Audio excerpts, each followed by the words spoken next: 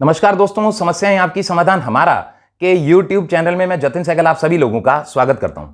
दोस्तों, हम निरंतर बात करते चले जा रहे हैं राहु महाराज के गोचर के बारे में, जो कि 23 सितंबर सन 2020 को मिथुन राशि छोड़ करके वृष राशि में प्रवेश करेंगे और 12 अप्रैल सन 2022 तक वो इसी राशि में रहेंगे। तो विभिन्न राशियों पर इसका क्या प्रभाव रहेगा, इसके बारे में हम बात कर रहे हैं। तो दोस्तों, अब बारी है वृष राशि के जातकों के लिए।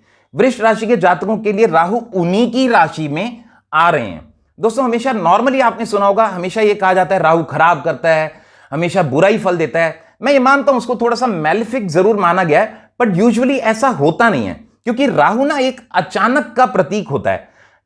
एक्चुअली क्या है दोस्तों, राहु जो है ना हेड ऑफ द ड्रैगन माना गया, यानी ऊपरी हिस्सा, जो गर्दन से ऊपर का हिस्सा, वो राहु माना गया। अब आप ये देखिए कि राहु कितना ब्रेनी प्लैनेट हो गया। ये जरूर माना गया कि राहु के पास दिल नहीं है, पर दिमाग एकदम सुपर होता है। पर स्टिल, क्योंकि वो एक धुआं है, बादल है, ये चीज हमेशा कही गई है, तो थोड़ा सा उसके पीरियड में थोड़ा सा कंफ्यूजिंग स्टेट ऑफ माइंड में आप जरूर रहते हैं। समटाइम कंफ्यूजन या डिसीजन मेकिंग पावर हमारी थोड़ी सी कम हो जाती है। तो वृषभ राशि के जातकों के लिए ऐसा ही कुछ हो सकता है। हालांकि ब्रेन उनका जबरदस्त चलेगा, बट डिसीजन मेकिंग पावर में थोड़े से वो लो हो सकते हैं, क्योंकि उन्हीं के लगन में आए, लगन राशि में आया है। तो ऑब्वियसली अचानक ही कुछ बुद्धि में तीक्ष्णता आप में आएगी, पर डिसीजन मेकिंग पावर थोड़ी सी लो हो सकती है। ओवरऑल अचानक आपको बहुत हेल्पफुल करेगा। दोस्तों, वृष राशि में भी और मिथुन राशि, दोनों राशियों में राहु को उच्च का माना गया, और उच्च का होने से कोई भी प्लैनेट हमेशा मैंने माना है स्ट्रांग होता है, स्ट्रांग एनफ होता है, तो उसकी पूरी पावर हमें मिलती है। अचानक से मेरा कहने का मतलब है कि जो भी चीज सडननेस का जो कारक होता है, उसके कारण अचानक ही हमें चीजों में फर्क सा महसूस होने लगता है। अब तक अगर हम सोच रहे हो भाई, अब तक क्या था, आपके सेकंड हाउस में गोचर था, थोड़ी सी आपकी वाणी में कड़वाहट रही होगी, पर अब आपके लगन राशि में आएगा तो आपका ब्रेन जो है दोस्तों बहुत जबरदस्त चलेगा, और आप अपनी बुद्धि से बहुत कुछ अचीव कर पाएंगे।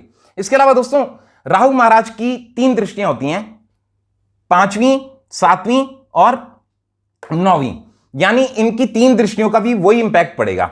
अब आप देखिए कि आपके वृष राशि के जातकों के लिए राहु की जो 5वीं दृष्टि है, उनके बुद्धि स्थान पे ही पड़ रही है, यानी आप कोई नई विद्या और ऐसी विद्या जो कुछ बिल्कुल हट के हो, क्योंकि गैर जाति का भी या अलग चीजों को भी ये डिनोट करते हैं राहु महाराज। मतलब एकदम से अलग गैर जाति वाली चीजें, या कुछ ऐसा भी हो सकता है आप किसी दूसरे धर्म के ग्रंथों को भी आप पढ़ने की कोशिश करें, ऐसा कई बार हो जाता है, या कोई ऐसी आउट ऑफ द वे कोई विद्या आप प्राप्त करें। जैसे आप सडनली आप इंजीनियर हैं, पर क्या होगा, आपका मन कर गया जी मेरे को गिटार सीखनी है या म्यूजिक सीखना है, सडनली कोई डिफरेंट फील्ड एकदम आउट ऑफ द वे जाकर के, तो उसके लिए कहीं ना कहीं आपका हाउस एक्टिवेटेड रहेगा।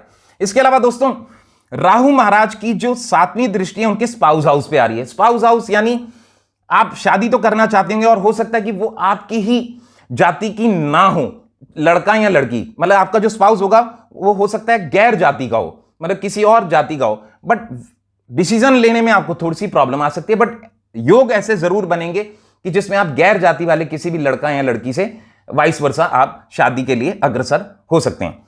इसके अलावा दोस्तों, राहु की 9वीं दृष्टि आपके 9th हाउस यानी भाग्य स्थान पे है। भाग्य स्थान पे होने में अचानक ही कुछ आपको ट्रेवल्स करने पड़ सकते हैं, मतलब कुछ लॉन्ग ट्रेवल्स, क्योंकि 9th हाउस लॉन्ग ट्रेवल्स का होता है, और भाग्य जो है ना आपका उदय वो करेगा। ओवरऑल में दोस्तों मैं बोलूं तो वृषभ राशि के जातकों के लिए राहु का यह गोचर बहुत शुभ फल ही लेकर के आया। पर दोस्तों, होता क्या है कि सबसे पहले हमारी जन्म कुंडली ही काम कर रही होती है। जन्म कुंडली मतलब जो हमारी जन्म तिथि, जन्म समय, जन्म स्थान के अनुसार जो तैयार की जाती है, वो जन्म कुंडली ही काम कर रही होती है। अगर उसमें प्रेजेंटली चल रही महादशा, अंतरदशा पॉजिटिव इंपैक्ट देने वाली है, तो हमें ये सारे शुभ फल मिलते हैं, यानी उसका स्टार लॉर्ड, सब लॉर्ड, सब लॉर्ड कॉम्बिनेशन बहुत बढ़िया, तो हमें अच्छा फल मिलेगा। पर वही अगर नेगेटिव इंपैक्ट देने वाली होंगी, स्टार लॉर्ड, सब लॉर्ड कॉम्बिनेशन अच्छा नहीं होगा, और महादशा अंतरदशा इतनी बढ़िया नहीं होगी, तो उस हिसाब का फल हमें नहीं मिल पाएगा। बट स्टिल दोस्तों, जैसा मैंने हमेशा बोला, ज्योतिष कभी भी डराने के लिए नहीं बनाया गया। एक चीज हमेशा से बोलता आया हूं और हमेशा बोलता रहूंगा कि astrology is a divine science, no one can change your destiny, but yes you can balance the things. यानी ज्योतिष एक दिव्य विज्ञान है, भाग्य आपका कोई नहीं बदल सकता, परंतु हाँ, आप अपने जीवन में होने वाली घटनाओं को थोड़ा संभाल अवश्य सकते हैं पॉजिटिव कर्मस करके। अगर ऐसा लगता है वृषभ राशि के जातकों को कि कुछ दिक्कत आ रही है, उतना फल हमें प्राप्त नहीं हो रहा, तो उनके लिए बहुत बढ़िया ये रहेगा, किसी भी गरीब, जरूरतमंद, कोढ़ी, अपाहिज, अपंग व्यक्ति को कुछ बढ़िया सा खाना खिलाएं। एवरी सैटरडे हो जाए तो और भी बढ़िया, नहीं हो सकता तो ऑन एंड ऑफ हफ्ते में कोई भी ऐसा दिन आपको लगे तो उसमें अगर आप उनको बढ़िया खाना खिलाते हैं तो आप देखेंगे आपका ये राहु का गोचर आपके लिए और पॉजिटिव होता चला जाएगा। इसके अलावा आपको कोई ऐसा गरीब व्यक्ति लगता है जिसको इलाज के लिए आवश्यकता है, पैसों की आवश्यकता है और वो अपना इलाज नहीं करा पा रहा, तो आप उसकी कुछ आर्थिक मदद करके या डॉक्टर की फीस देके या कुछ दवाइयां दिलवा करके उसकी मदद करेंगे तो आप देखेंगे आपका ये राहु भी और पॉजिटिव होता चला जाएगा। बाकी मेरी शुभकामनाएं वृषभ राशि के जातकों के साथ हैं। इसी के साथ मैं अपनी वाणी को विराम देता हूं। मैं जतिन सहगल, समस्याएं आपकी, समाधान हमारा यूट्यूब चैनल। धन्यवाद।